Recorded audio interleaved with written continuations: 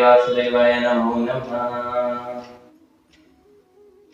इससे जो पूर्व अध्याय था उसके अंदर हमने जाना कि गोकर्ण पाख्यान का आरंभ किस प्रकार हुआ।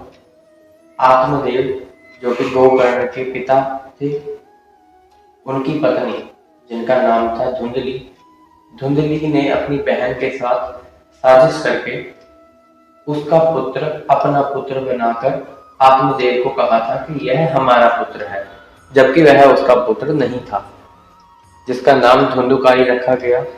पांचवा अध्याय जिसके अंदर हम जो धुंधुकारी था उसको प्रेत योनि प्राप्त हुई थी और प्रेत योनि से वो किस प्रकार बाहर निकला, इस अध्याय में इसका वर्णन होगा।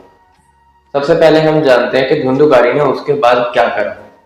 तो धुंधुकारी ने पिता के चले जाने के बाद, क्योंकि वो तो वन चले गए थे 60 वर्ष की उम्र में, एक दिन धुंधुकारी ने अपनी माता को बहुत मारा, बहुत पीटा। उससे पूछा कि घर में बता धन कहाँ पर रखा हुआ है।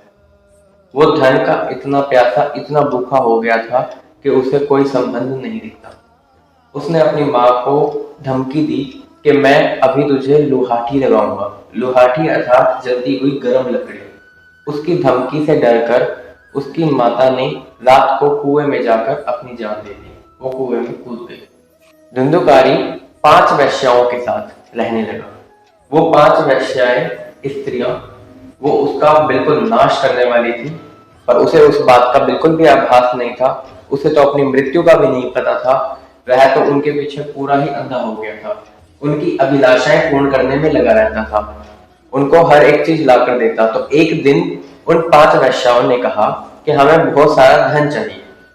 अब धुंधुकारी नगर नगर में जाकर लोगों को लूटने लगा और उनसे बहुत सारा धन एकत्रित करके ले आया। वो सारा का सारा धन उन्होंने लाकर उन वेश्याओं को दे दिया। धुंधुकारी इतना मगन हो गया था उन वेश्याओं में कि उसे अपने ही काल का नहीं पता चला। अब वेश्याओं ने एक रात को सोचा कि कभी न कभी तो राजा इस धुंधुकारी को पकड़कर फांसी चढ़ा देगा चोरी के आरोप में, और ये सारा का सारा धन ले लेगा, तो क्यों ना हम ही इसे मार डालें।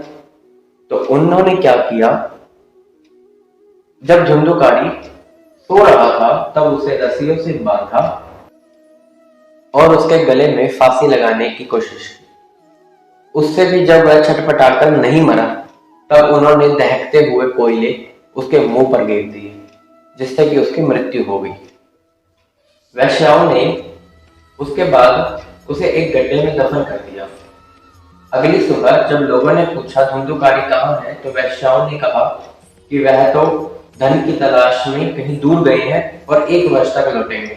और फिर उसी रात उन वेश्याओं ने सारा का सारा धन एकत्रित किया और वहां से चंपत हो गई। इसलिए कभी भी बुद्धिमान पुरुष को इन दुष्ट वेश्याओं पर विश्वास नहीं करना चाहिए। जो भी बुद्धिमान पुरुष इनकी बातों में आ गया तो इनकी बातें इतनी मीठी मीठी अमृत के समान लगती हैं, लेकिन वो होती विष है। जो बुद्धिमान पुरुष इन दुष्टों के चक्कर में पड़ गया उसका तो सर्वनाश पक्का ही है। उन वैश्याओं के न जाने और कितने पति थे। अब उन वैश्याओं के जाने के बाद धुंधुकारी को प्रेता योनि प्राप्त हुई, क्योंकि उसके कुकर्म, उसके बुरे कर्म बहुत ही ज्यादा थे, तो उसको प्रेत बना दिया गया उसके कर्मों के प्रारब्ध के अनुसार। अब प्रेत योनि में वह इधर से उधर भटकता रहा, चीखता रहा, चिल्लाता रहा, हा देव, हे देव, हो देव, इस प्रकार के नारे लगाता हुआ इधर उधर घूमता रहा, परंतु उसको मुक्ति प्राप्त नहीं हो रही थी। एक दिन गोकर्ण वापस जब घर आए तो वो अपने आंगन में सोने के लिए जा रहे थे। तभी वह प्रेत वहां पर अलग अलग रूप में आने लगा, और कभी वो भेड़िए के रूप में आता, कभी वो सिंह के रूप में आता, कभी इंद्र के रूप में आता, तो कभी अग्नि के रूप में आता। इन अलग अलग रूपों से उसने गोकर्ण के सामने उसे डराने की कोशिश करी, परंतु गोकर्ण जी बहुत ही विद्वान थे, मोह माया से परे थे। उन्हें सुख और दुख इन दोनों का ही कोई आभास नहीं रहता था। वे तो केवल हरि कीर्तन के अंदर मगन रहते थे। फिर गोकर्ण जी ने उससे पूछा कि आप कौन हो, आपको ये प्रेत योनि कैसे प्राप्त हुई, आपकी इस दुर्गति का क्या कारण है। वो संकेत देने की कोशिश कर रहा था। जो पिशाच था, प्रेत था, वो संकेत देने की कोशिश कर रहा था क्योंकि उसके पाप इतने थे कि वह बोल भी नहीं पा रहा था। तब गोकर्ण जी ने अंजलि में थोड़ा सा जल लिया और उसके ऊपर मंत्र मारकर छिड़काव किया। इससे क्या हुआ, उसके थोड़े से पाप शमन हो गए, खत्म हो गए, जिसके कारण वह बोल पड़ा। अब प्रेत ने कहा गोकर्ण जी को कि मैं तुम्हारा भाई धुंधुकारी हूं, मेरे कुकर्म, मेरे बुरे कर्मों के कारण मुझे ये प्रेत योनि प्राप्त हुई है, तो भ्राताश्री कृपा करके आप मेरी यहाँ से मुक्ति करवाए, मैं बहुत ही तड़प रहा हूँ।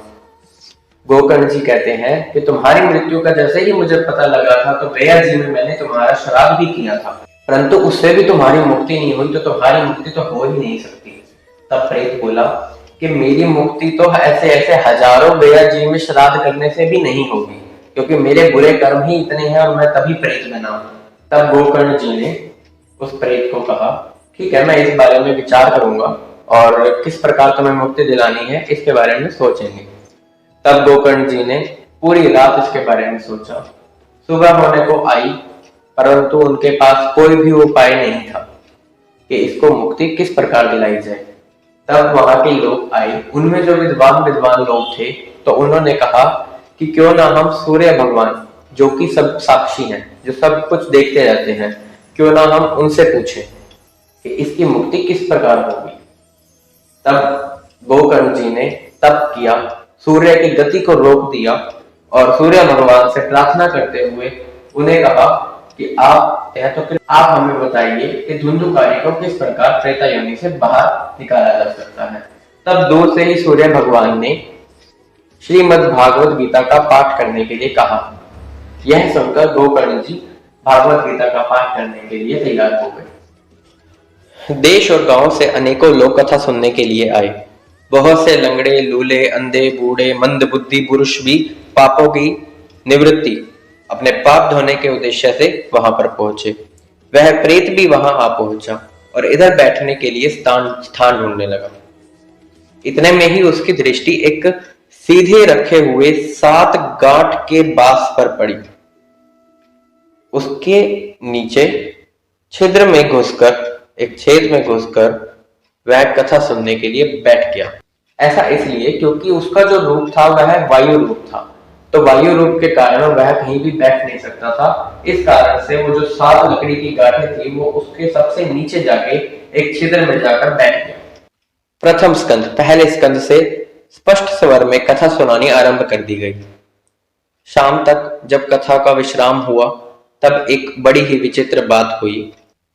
वहां जितने भी लोग बैठे थे उन सब ने देखा कि तड़ तड़ करती हुई एक लकड़ी, जो 7 लकड़ियां थी उनमें से एक लकड़ी फट गई। ऐसे ही दूसरे दिन शाम को जब कथा का विश्राम हुआ तब दूसरी लकड़ी फट गई। ऐसे ही तीसरे दिन, चौथे दिन, ऐसे ही 7वें दिन 7 गांठें खुल गई। वो 7 की 7 लकड़ियां फट गई और वहां से जो धुंधुकारी था वह प्रेता योनि से मुक्त हो गया। जिस प्रकार आग गीली, सूखी, छोटी, बड़ी सब तरह की लकड़ियों को जला डालती है, उसी प्रकार यह भागवत मन, वचन या कर्म के द्वारा कैसे भी छोटे बड़े पुराने पाप हो उनको भस्म कर देता है। यह जो शरीर है इसमें कुछ भी नहीं है, ये केवल राख होगा एक दिन। इसमें नस है, नाड़ियां हैं जिनको इंटेस्टाइन बोलते हैं और उन्हीं से ये बंधा हुआ है।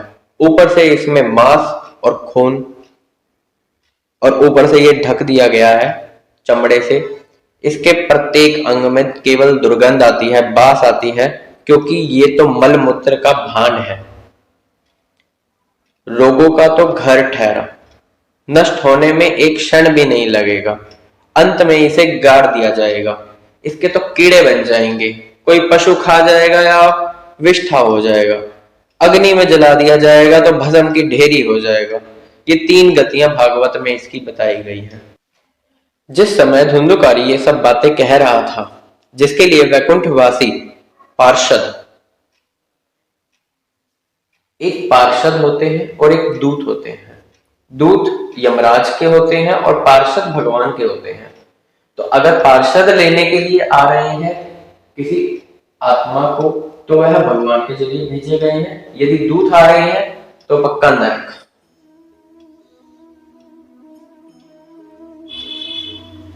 जिस समय धुंधुकारी ये सब बातें कह रहा था, जिसके लिए वैकुंठवासी पार्षद एक विमान उतरा, उसमें सब और प्रकाश फैल रहा था।